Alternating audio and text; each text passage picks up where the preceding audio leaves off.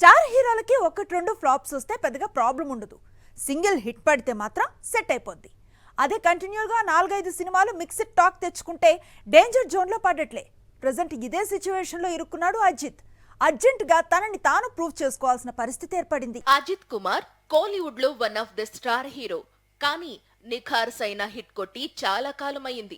అప్పుడెప్పుడో వచ్చిన విశ్వాసం తన చివరి బ్లాక్ బస్టర్. తరువాత నీర్కొండ పార్వై, వలిమై, తునీవు లాంటి సినిమాలు వచ్చినా ఓ మోస్తరుగా ఆడాయి. అజిత్ స్టార్ పవర్ వల్ల వీటికి ఓపెనింగ్స్ వచ్చాయి, కానీ తరువాత బలంగా నిలబడలేకపోయాయి. ఇక లేటెస్ట్ గా రిలీజ్ అయిన విడాముయర్చి కూడా సత్తా చాటలేకపోయింది. కోలీవుడ్ స్టార్ పవర్ లో విజయ్ కి ధీటుగా నిలిచిన అజిత్ ఇప్పుడు తన ముందు వెలవెలబోయే పరిస్థితి. విజయ్ సినిమాలకు గుడ్ బై చెబుతున్న టైంలో నంబర్ 1 స్థానాన్ని చేజిక్కించుకోవడానికి తాను అర్హుడినని అజిత్ ప్రూవ్ చేసుకోవాలి. ఇప్పుడు ఆ బాధ్యత మైత్రి మూవీ మేకర్స్ పై పడింది. బ్యాడ్ అగ్లీ మూవీ చేస్తోంది మైత్రి మూవీ మేకర్స్. అజిత్ కు వీరాభిమాని అయిన అధిక్ రవిచంద్రన్ దీనికి డైరెక్టర్. చివరగా తను చేసిన మార్క్ యాంటోనీ బ్లాక్ బస్టర్ అయింది. అజిత్ అభిమానులు చూడాలని కోరుకునే మాస్ పాత్ర గుడ్ బ్యాడ్ అగ్లీలో ఉండబోతోంది. విడాముయర్చి చేదు జ్ఞాపకాలను చెరిపివేసేలా బ్లాక్ బస్టర్ అవుతుందని ఈ సినిమాపై భారీ హోప్స్ పెట్టుకున్నారు ఫ్యాన్స్.